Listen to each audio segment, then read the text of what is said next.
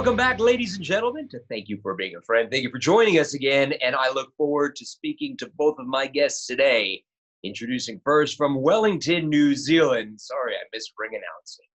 B. Priestley. B. Hey, Justin. What's up? How are you? I'm good. As good as you can be at the moment. Good to see you.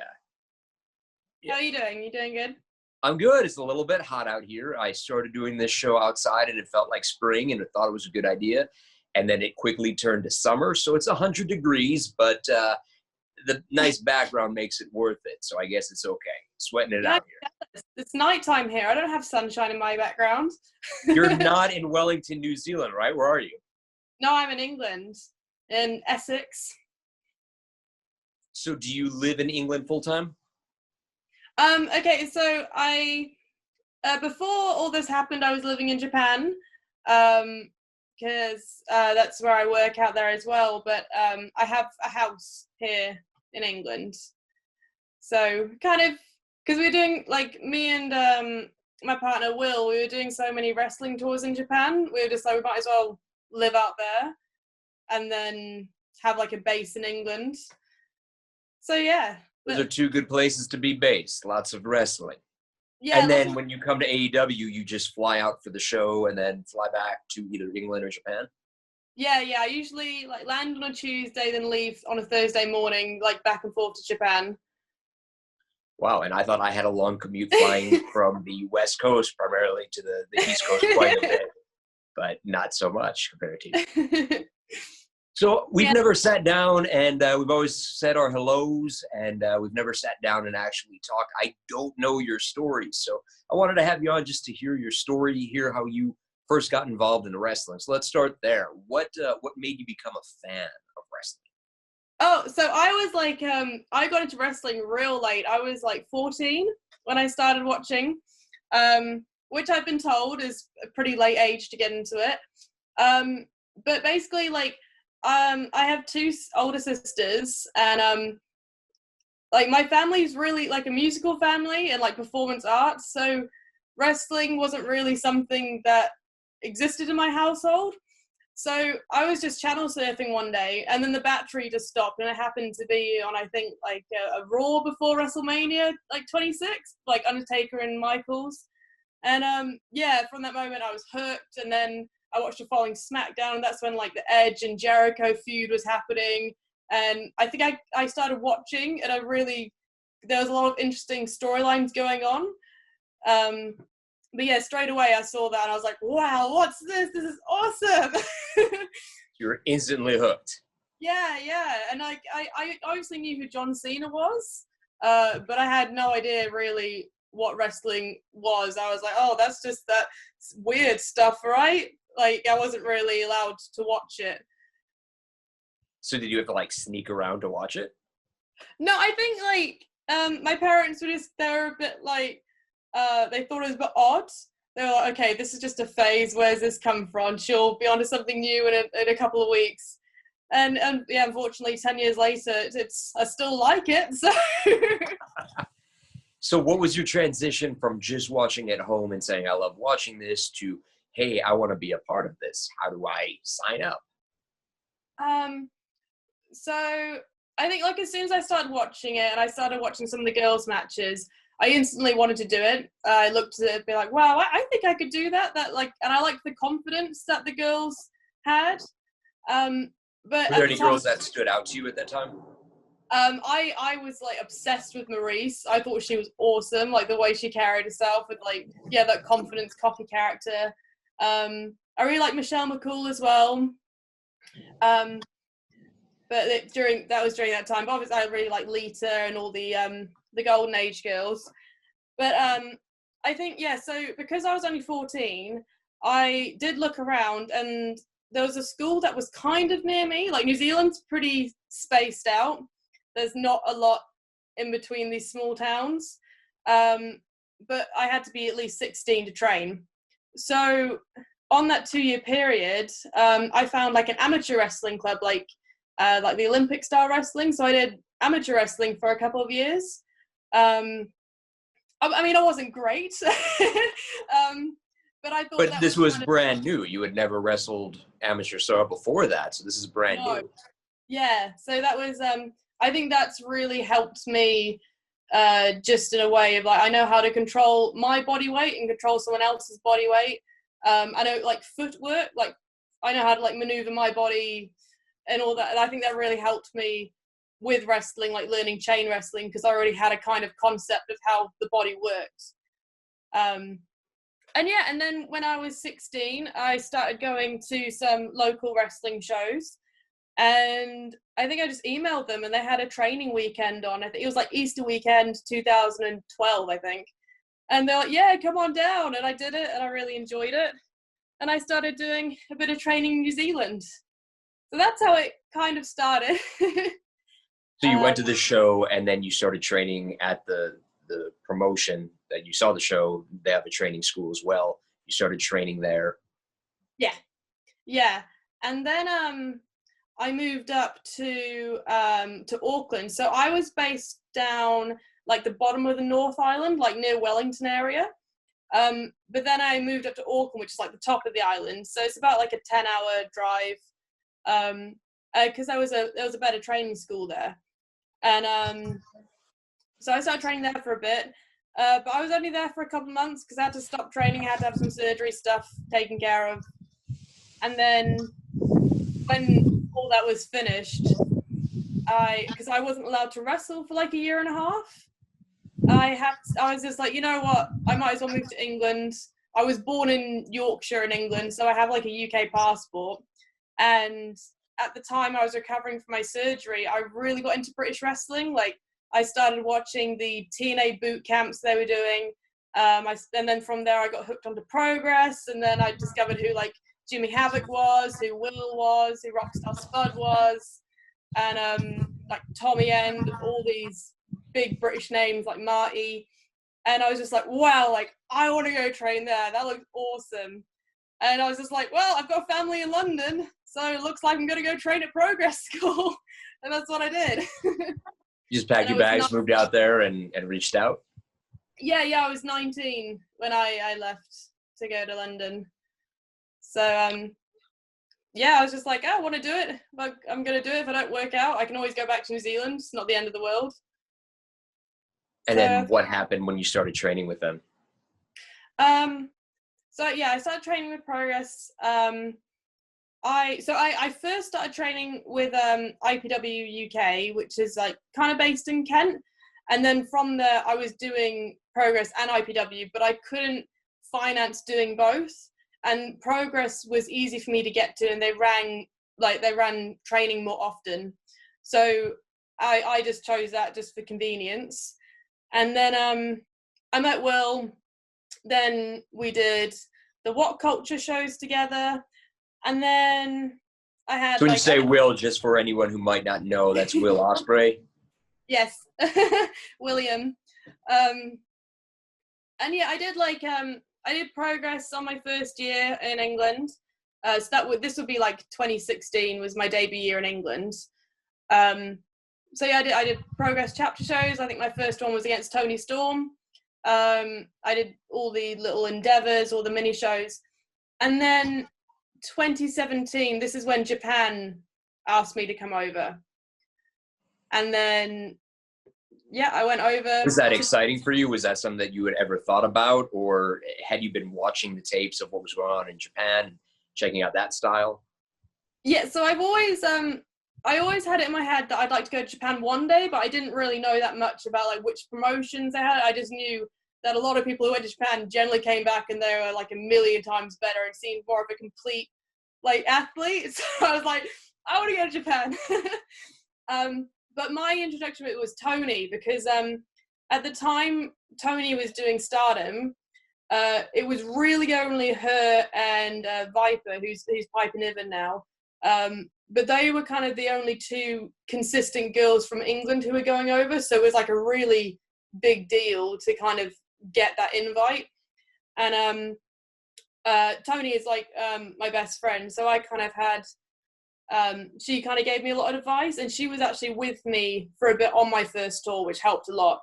But I remember I was very, very nervous.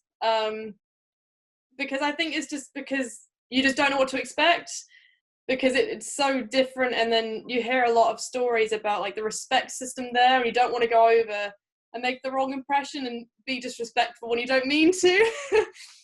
So, but I think, yeah, I went over, and I just, after a couple of shows, everything just seemed to click, and I feel every time I've gone over, I just kept improving.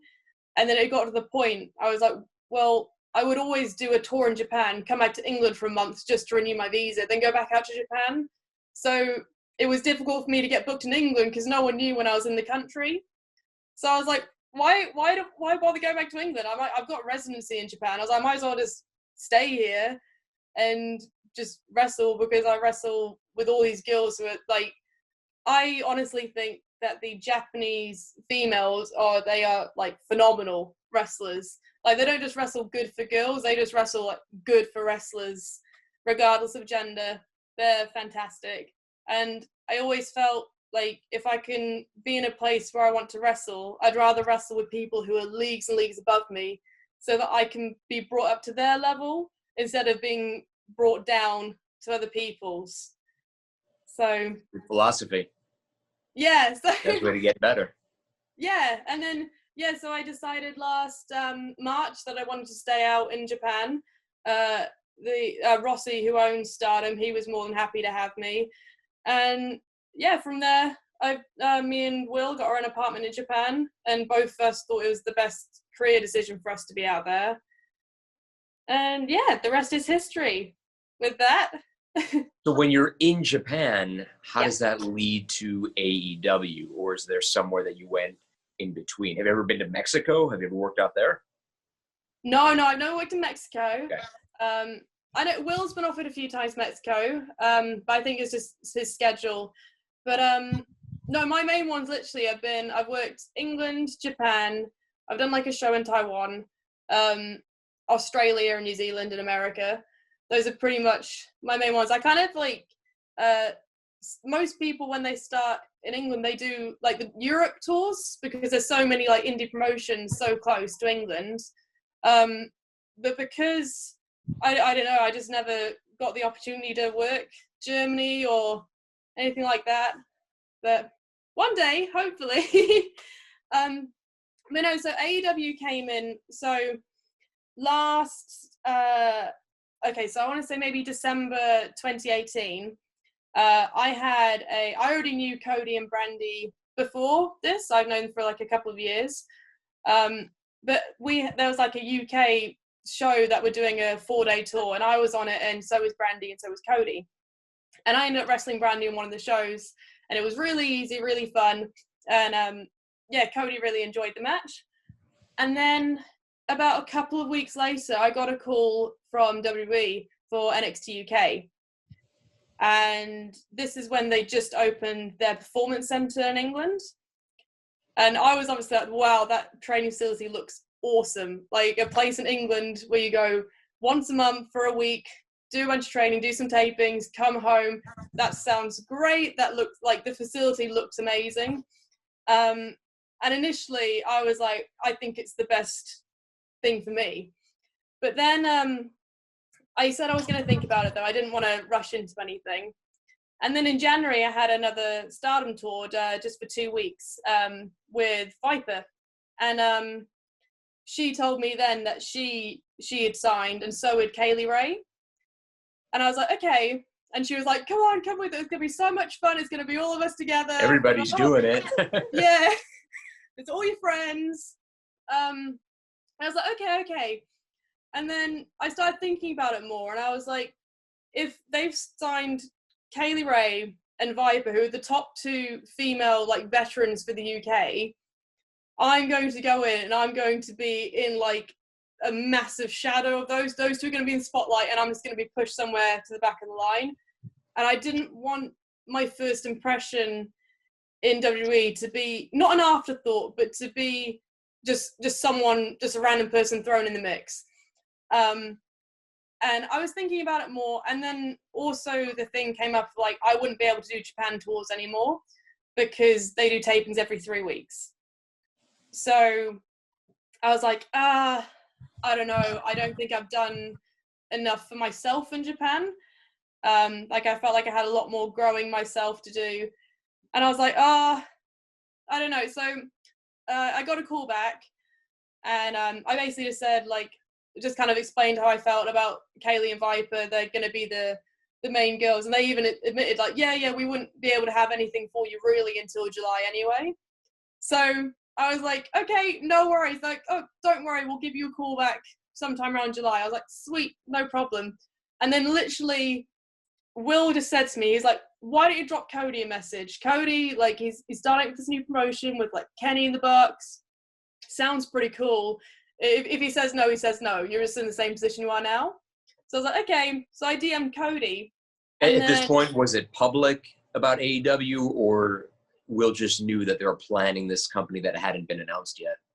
I think it was just rumored that it was, yeah, so nothing was properly official yet. They hadn't announced anyone, but there were rumors that Cody was making his own promotion sort of thing. So yeah, and then the next day, Brandy rang me, and they basically offered me a part-time deal. And I was like, this is perfect, because then I can do whatever I want in Japan, get flown out for the dates, fly back, and then just keep doing Japan full-time, and then do AEW, which is going to be good for me, good experience, good exposure. And I've never wrestled in America before AEW. So I was like, this is going to be a great introduction for me for American crowds.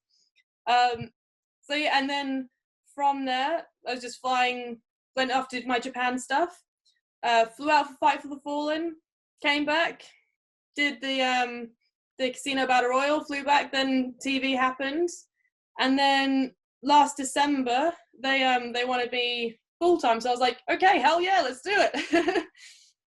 And yeah, that's awesome. And then, yeah, but luckily I still, like, I'm allowed to live in Japan and do Stardom as well. So I'm not sacrificing my Japan stuff, because even now I still feel like I have so much more I want to accomplish in Japan. And if I didn't do it, I'd feel a bit like, oh, what if I done this, or what if I done that? So. Are you having fun in AEW? Like the last time I remember seeing you, you had teamed with Nyla, and then you took her title and attacked her afterwards. Yeah. Are you having fun? Oh, I love it. Yeah, it's great fun. Did you ever picture yourself working for this huge national promotion? So, like when you first started doing this, is that something that you would strive for? Or did you just want to be in Japan and this is a bonus? No, I definitely, so I've always wanted to be like the big superstar. Like everyone watches Raw or SmackDown, they all want to be the main eventer, the one with the belt, everything. So I think I've always wanted to be like a star in my own mind anyway. And I do think like there will be a time in the next couple of years when I will have to be like, okay, Japan, I need to go focus on America now, like 110-20%, because I just think it's like there's just going to be a time when I can't keep staying in Japan, and like I do want to focus my time more on AEW anyway. But the weird thing for me is like working with someone with like Jericho and being like, oh yeah, like I always say to people, is like, oh, Jericho's just like my cool uncle who'll take me out and get me drunk. But it's weird because Chris, he was like my favorite wrestler, like ever. So it was like before I was in wrestling, it was like the concept of like, oh, even if one day I get to meet him, I was like, oh yeah, now I just see him every so often, just chill. I message him sometimes on Instagram, see how he's doing. Like it's just that complete. I don't know how to explain it, but the barrier from being like a fan to being like a colleague, right, or a friend. Yeah, I completely understand that. I feel I remember going to a WCW house show in Indiana, and he was a bad guy, and I was cheering for him. My friends and I always thought he was really cool. It was him against Prince Iaukea, and we were cheering him on, and he looked over and yelled at us, and I was a fan of his in WCW. Then when he went to WWE, obviously a huge fan, and then just followed his career. And to this day, I'm still a huge fan of everything that he does. It's entertaining. He beat me up once. We were in Chicago not that long ago. That wasn't very nice, but still, I'm a fan of his. But at the same time, we're colleagues. We go back a long time, and you know, you become a coworker with somebody that you kind of grew up watching and kind of idolizing. So it's cool. It's the best of both worlds. You're professional about it, but there's the same time you're like, oh, by the way, I think you're also a big fan. So I definitely understand. Go ahead. Oh, no, I was done. I was going to ask you, is there any one person particular that you would like to work with in Japan? And is there one person in particular that you would like to work with in AEW? Ooh. I would love to, I've really wanted to wrestle Shida in AEW. Just because we've only had each other in tag matches. Like, I wrestled Chris. I'm going to beat up Nyla. I've wrestled Britt. But Shida's kind of one of the main girls who like featured a lot that I haven't really had much time in the ring with. So I'd really like to have a singles match with her, or Swole as well. In Japan, my obvious one would be Satomura, because who doesn't want to wrestle Mika Satomura? But I think, like, in Stardom, I've kind of wrestled everybody. There are other people I'd like to have maybe like another singles match with. Like, I always want to wrestle Mayu Iwatani. I think she's literally one of the best female wrestlers ever. But there's a girl in Sendai called Dash, and I really like Dash. I think she's great as well. So, but I'm not allowed to, because we're not allowed to wrestle girls from other promotions in Japan. You never know where anybody's going to end up as time goes on. So anything could happen. It's nice to have an idea of who you want to work with, though. Yeah. I actually keep saying as well, I'd love a singles match with Rio, because she's so small. I'd love, like, that dynamic of us having a match, but that could be in Stardom or AEW, so that's the best of both there. Perfect. So, yes. Is there anything else you would like to say to everybody watching before we say goodbye? I'm BEA Priestley. I'm the top Gaijin, and I'm going to beat up Nyla very soon when I'm allowed to fly back over. All right, well, that's something we'll either look forward to or not look forward to, depending on who everybody wants to win. Thank you for hanging out. Thank you for being a friend. Stay safe out there, and we'll look forward to seeing you back soon. Thank you for having me. Thanks for coming on, BEA. Take care. No worries. My next guest is a jack of all trades at AEW. He works behind the scenes. What he actually does, I don't know. It's a little bit of everything. I'll let him tell us. Please welcome Charlie. Charlie, are you there? I'm right here, Justin. Hey, what's happening? Nothing much. It's been a couple months. It's good to see you. Yes, very good to see you. I see you got the palm trees. You got a nice setup going on. Meanwhile, I've got the palm trees, but you've got that giant beard. Yeah. Oh, yes. I'm gonna see how long it can go. Thus far, Tony hasn't said anything, so I'm waiting. If he says something, I'll shave it right off. But okay. Yeah. What if he says shave half of it off? Would you do it? I'll tell you what. Yeah, absolutely. Yeah. Yeah. Whatever Tony wants. So, Charlie, you work behind the scenes for the most part. We've seen you on camera over time, but for the most part, you are behind the scenes.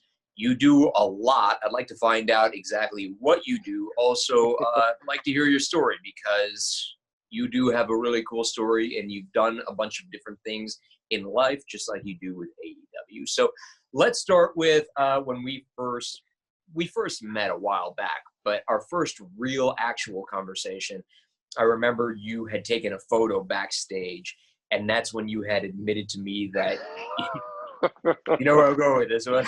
Yeah, oh yeah, 100%. So I do know exactly what you're referring to, that moment there. There's a lot of things that I like to do, one of which is, some of this is still new to me, being with some of the names, some of the people I've seen since growing up, since my childhood. And one of those is kind of getting those candid moments on film. So you sitting there talking to Adam Jones, I had no clue what level of friends you guys were at that time. However, I said, I'm going to take a couple pictures here so Justin can remember this forever. So more candid shot. Unbeknownst to me, you guys were very close. So I looked like an absolute creep hiding a phone behind a coffee cup and trying to take some pictures of you. Hopefully no one saw me do that. So it wasn't just because you're a big Tool fan. You were doing it for me so I could have this moment captured, which is funny because I knew you were a big Tully Blanchard fan. And without even knowing this aspect of the story, fast forward to, I believe, when we were in West Virginia and you were having breakfast with Tully, I was going to take a picture just so you could have that for your scrapbook later on. Like, you know, but as you were walking up, you like waved to us and you saw me, so I couldn't just take my phone out and get that. Blew your cover. Totally turned around as you said that. Yep. Yeah. I didn't mean to do that to you. I didn't know what you were coming over for. So I said, I'll just say hello. It's I don't really want fun. to ever We're think both on I'd the same ignore. page trying to do the same thing for each other. Yeah, it's so cool. that's not cool what you do. Totally. No. That's not. But to go back to this before we go to something else, it is important to take pictures and to have all of that, because I learned, like, when I thought I was done with wrestling, I had this album full of pictures, and I was so glad that I had those, and I was disappointed at some photos that I didn't take, because when you're all done, like, that's what you have to trigger memories, to go back and say, oh yeah, I remember when this happened and that happened, and oh, there's a story behind this. It triggers a lot of memories, so it's good to take photos and have that cool scrapbook. And it's something that I want to kind of start delving into, is writing some of these stories down, because there's, and you were fortunate enough to remember a lot of them, maybe have some stuff documented, especially through photography, that you were capable of writing an entire book that detailed all those years from your childhood going all the way through your career with your first company, now coming into this one. And it was such a detailed depiction of that. And that's something that I kind of want to write these days, because there's already instances in our short time that I've forgotten about that maybe Cody will jog my memory on, or I'll jog his memory on something. And gosh, it goes by so quickly, you just don't think about it until you stop. Absolutely. Yeah, it's good to take notes. So people are wondering, all right, this man walks around and takes photos for people backstage and is also making notes of his story for a future whatever. What does he do in AEW? Do you have a title? That's the most commonly asked question, is what do you do? What is your title? I started out as what's called a talent expediter. And as my job has increased, as my responsibilities has increased, I refuse to take any other title. I want to keep that job as talent expediter, which that's simply, hey, Justin, you're up in 5 minutes. Just giving you a heads up. And that's all I do, or did. Which is an important job, because there's very many shows over time where people aren't going around and telling them. And I did a show in Dallas a couple of years ago, and our opening match, opening contest, whatever, and the music played and nobody came out for minutes. Time, so that's very important. People don't get television. It's down to the second. You understand it. Jeff understands. All these guys understand it. However, the fans watching might not understand. Something may look very casual, very improv. However, we are sitting there counting it down, saying, hey, these guys got to wrap this up. If they don't wrap it up, we got to maybe alter this next commercial break or change something we do. Stuff that we have control over, we then have to manipulate to fit this time format. So there's a lot of importance to that little role. But yeah, it's subsequently it's moved on to greater things. Good. You deserve, you're very good at everything you do, and you deserve to be doing more, and I'm glad you're doing more. You're a very good guy. Took a liking to you, right after we had that conversation. I'm like, this guy's really cool. Likewise. And that's when you told me your story. You had wanted to wrestle at one point. Oh yeah. And so tell us about that. Tell us where you're from and how you started looking into wrestling. So born and raised in Tampa, Florida. Throughout the 80s, that was a mecca for wrestling. Guys like Dusty Rhodes, Hulk Hogan, Macho Man. That was a regular occurrence, seeing those guys out and about through town. Fast forwarding a few years, you get to high school. You start kind of wondering, what am I going to do with my life? It's those initial points of that. And I said, I'm going to entertain people. I'm going to be a wrestler. There's no doubt in my mind. And I remember my father specifically asking me at 15, why are you failing out of school? Why do you have no ambition? Don't worry, I'm going to be the greatest professional wrestler that ever lived. I fell short, but I never let that dream go. I did a lot in my life, still trying to find my way. And then in adulthood, thought maybe it was time to throw in the towel, do something that mattered, be an adult. I became a police officer. And during that time, I never lost my love for wrestling. I always continued to watch it, continued to, instead of taking time with my family, which I don't, I just have a mother and father, I would take time to go to wrestling events. So any of my time off, any of my vacation was wrestling, always wrestling. And as the climate has changed in our country, it's being a police officer is not easy, and it never became easier. It's not going to be any easier, and you're faced sometimes with the decisions of, is this something that I really want to do?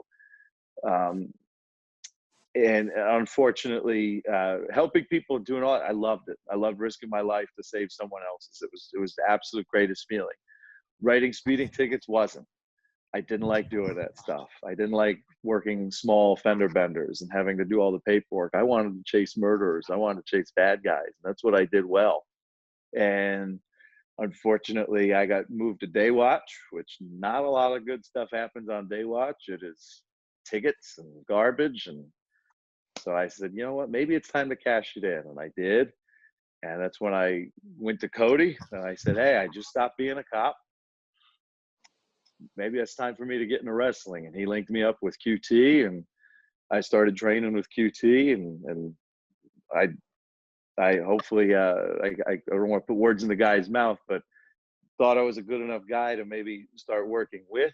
And he brought me along to AEW, trusted me with a lot of stuff, and I came through on all of it and still continue to do so. And that's why between Cody, QT, and proving myself through hard work, that's what got me in the company. It was a brand new company, and there was a lot that needed to get done, and probably stuff that you don't even think about until it gets to that time where it's like, oh, we don't have this and we need this. And I'm assuming that's when QT would say, hey, we need this, and are you able to do this? And you just got everything done that was needed in the first few shows. Very much so. It's a startup, and a lot of people don't realize that. They think for some reason we're on par with some of the larger companies. Sure, there's a lot of money that gets spent. There's a lot of contracts, big time contracts. However, we're still figuring a lot of stuff out. And especially in those initial stages, it was, how do we get this done? How do we get that done? Thankfully, I was there to be able to facilitate some of that. And thankfully, I was capable of facilitating some of that. And that's what kind of cemented my place. We joke around, Cody and I, and say that I'm head of security, that I'm head of props, that I'm head of this, head of that. And we joke because there is nobody in those departments. There is no department. We're still kind of all pitching in to make a fantastic product. That's the thing here. It's really a great team. Everybody just wanting to contribute in any way they can and make this company as successful as possible. It's a really great crew and unbelievable product. And you're part of the magic behind the scenes. And I know everybody loves having you on board. I'm not the only one. We all do. And you're just one of the giant pieces of this incredible puzzle. So thank you for everything you do. And I'm glad you got to come on here and say hello. Are you enjoying this ride? I love this ride. There's only one part that I didn't enjoy, and I don't know if you can see over my shoulder. It's that time that Max took it upon himself to call me in the ring and give me that crossroads. So who knows where my journey takes me? Maybe it'll take me into the ring one more time. Maybe it'll get revenge. Exactly. Maybe give Max what I'm good at, and that's delivering one hell of a clothesline. We'll see what happens in the future. I look forward to the future. I look forward to seeing you back when everybody's back. It's good to see you on this. Thank you for stopping by, and thank you for being a friend. Thank you for having me. Thank you for being my friend. Thank you, Charlie. Take care. Thank you. You too. Thank you so much to B. Priestley, and thank you so much to Charlie for joining me this week. And thank you very much to all of you who are watching. I appreciate that. We all appreciate that. Hope everybody is staying safe, staying healthy, watching AEW Dynamite, watching AEW Dark, watching the pre-show, post-show, listening to the Unrestricted podcast. and of course, checking out AEWshop.com. Please leave any feedback, anybody you'd like to see on the show, and anything else you'd like to say. And thank you all for watching, and thank you all for being a friend.